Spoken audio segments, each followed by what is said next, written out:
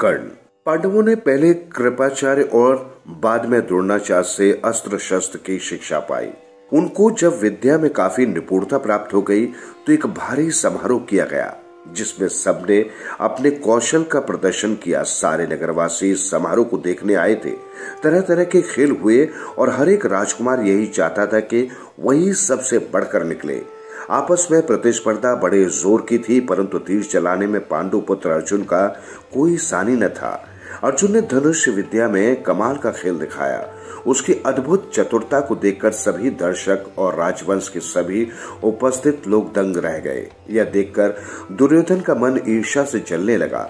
अभी खेल हो ही रहा था कि इतने में रंगभूमि के द्वार पर खम ठोकते हुए एक रौबीला और तेजस्वी युवक मस्तानी चाल से आकर अर्जुन के सामने खड़ा हो गया।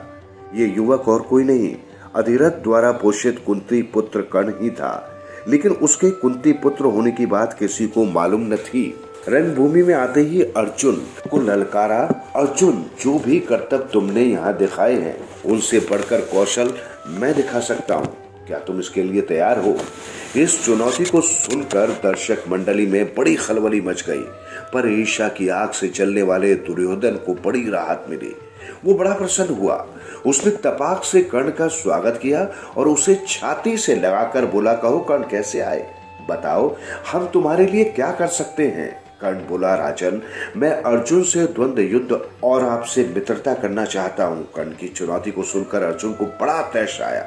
वह बोला, कर्ण सभा में जो बिना बुलाए आते हैं और जो बिना किसी के पूछे बोलने लगते हैं वे निंदा के योग्य होते हैं। ये सुनकर कर्ण ने कहा, अर्जुन ये उत्सव केवल तुम्हारे ही लिए नहीं मनाया जा रहा है, सभी प्रजाजन इसमें भाग लेने का अधिकार रखते हैं।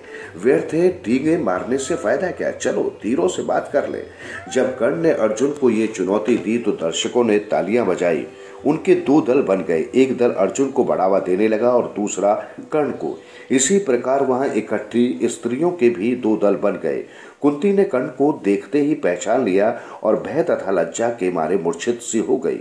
उसकी हालत देखकर विदुर ने दासियों को बुलाकर उसे चेत करवाया।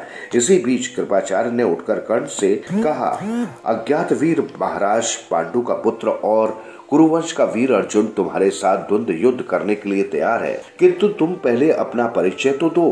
तुम कौन हो, किसके पुत्र हो, किस राजकुल को तुम विभूषित करते हो? द्वंद्व युद्ध बराबर वालों में ही होता है। कुल का परिचय पाए बगैर राजकुमार कभी द्वंद्व करने को तैयार नहीं होते। कृपाचार्य की यह बात सुनकर कर्ण का सिर झुक गया। कर्ण को इस तरह देखकर दुर्योधन उठ खड़ा हुआ और बोला, अगर बराबरी की बात है तो मैं आज ही कर्ण को अंग देश का राजा बनाता हूँ। यह कहकर दुर्योधन ने तुरंत पितामह भीष्म एवं पिता धृतराष्ट्र से अनुमति लेकर वही रंगभूमि में ही राज्याभिषेक की सामग्री मंगवाई और कर्ण का राज्याभिषेक करके उसे अंग देश का राजा घोषित कर दिया। इतने में बूढ़ा सारथी अधिरथ जिसने कर्ण को पाला था लाठी टेकता हुआ और भय के मारे कांपता हुआ सभा में प्रविष्ट हुआ। कर्ण जो अभी अभी अंग देश का नरेश बना दिया गया था, उसको देखते ही धनुष नीचे रखकर उठ खड़ा हुआ और पिता मानकर बड़े आदर के साथ उसके आगे सिर नवाया। बूढ़े ने भी बेटा कहकर उसे गले लगा लिया। ये देखकर भीम खूब कहका मारकर हंस पड़ा और बोला, सारथी के बेटे धनुष छोड़कर हाथ में चाबुक लो, चाबुक वही तुम्हें शोभा देगा। तुम भला कब से अर्जुन के साथ द्वंद्व युद्ध करने के योग्य हो गए? ये सब देखकर सभा में खलबली मच गई। इस समय सूरज भी डूब रहा था, इस कारण सभी विसर्जित हो गई। मशालों और दीपकों की रोशनी में दर्शक वृंद अपनी अपनी पसंद के अनुसार अर्जुन, कर्ण और दुर्योधन की जय बोलते जाते थे। इसी घटना के बहुत समय बाद एक बार इंद्र बूढ़े ब्राह्मण के वेश में अंग नरेश कर्ण के पास आए और उसके जन्मजात कवच और कुंडलों की भिक्षा मांगी। इंद्र को डर था कि भावी युद्ध में कर्ण की शक्ति से अर्जुन पर विपत्ति आ सकती है। इस कारण कर्ण की ताकत कम करने की इच्छा से ही उन्होंने उससे यह भिक्षा मांगी थी। कर्ण को सूर्य देव ने पहले ही सचेत कर दिया था कि उसे धोखा देने के लिए इंद्र ऐसी चाल चलने वाले हैं, परंतु कर्ण इतना दानी था कि किसी के कुछ मांगने पर वह मना ही नहीं कर सकता था। इस कारण यह जानते हुए भी कि भिखारी के वेश में इंद्र धोखा कर रहे हैं, कर्ण ने अपने जन्मजात कवच और कुंडल निकालकर भिक्षा में दे दिए। इस अद्भुत दानवीरता को देखकर इंद्र चकित रह गए। कर्ण की प्रशंसा करते हुए बोले, कर्ण, तुमसे मैं बहुत प्रसन्न हूँ, तुम जो भी वरदान चाहो मांगो।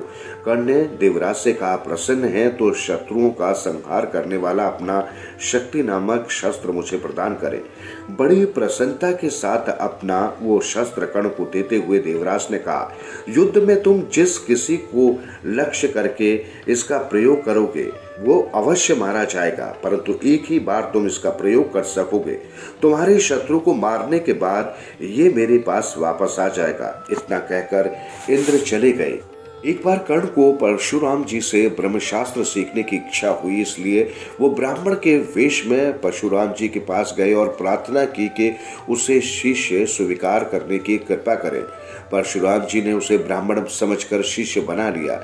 इस प्रकार छल से कर्ण ने ब्रह्मशस्त्र चलाना सीख लिया। एक दिन परशुराम कर्ण की जांघ पर सिर रखकर सो रहे थे। इतने में काला भौरा कर्ण की जांघ के नीचे घुस गया और काटने लगा।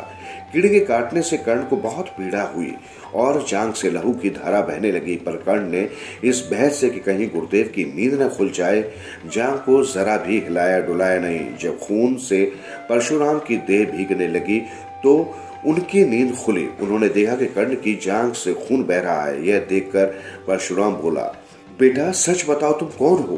तब कर्ण असली बात न छिपा सका। उसने स्वीकार कर लिया कि ब्राह्मण नहीं बल्कि सूत पुत्र है। यह जानकर परशुराम को बड़ा क्रोध आया। अतः उन्होंने उसी घड़ी कर्ण को शाप देते हुए कहा, चूंकि तुमने अपने गुरु को ही धोखा दिया है, इसलिए जो विद्या तुमने मुझसे सीखी है वह अंत समय में तुम्हारे किसी काम न आएगी। ऐन वक्त पर तुम उसे भूल जाओगे और रण क्षेत्र में तुम्हारे रथ का पहिया पृथ्वी में धंस जाएगा। परशुराम जी का यह शाप छूटा न हुआ। जीवन भर कर्ण को उनकी सिखाई हुई ब्रह्मशस्त्र विद्या याद रही, पर कुरुक्षेत्र के मैदान में अर्जुन से युद्ध करते समय कर्ण को वो याद न रही। दुर्योधन के घनिष्ठ मित्र कर्ण ने अंत समय तक कौरवों का साथ न छोड़ा। कुरुक्षेत्र के युद्ध में भीष्म तथा आचार्य द्रोण के आहत हो जाने के बाद दुर्योधन ने कर्ण को ही कौरव सेना का सेनापति बनाया था। कर्ण ने 2 दिन तक अद्भुत कुशलता के साथ युद्ध का संचालन किया। आखिर जब शापवश उनके रथ का पहिया जमीन में धंस गया और वह धनुष बाण रखकर जमीन में धंसा हुआ पहिया निकालने का प्रयत्न करने लगा, तभी अर्जुन ने उसे महारथी पर प्रहार किया तथा माता कुंती ने जब ये सुना तो उसके दुख का पार न रहा।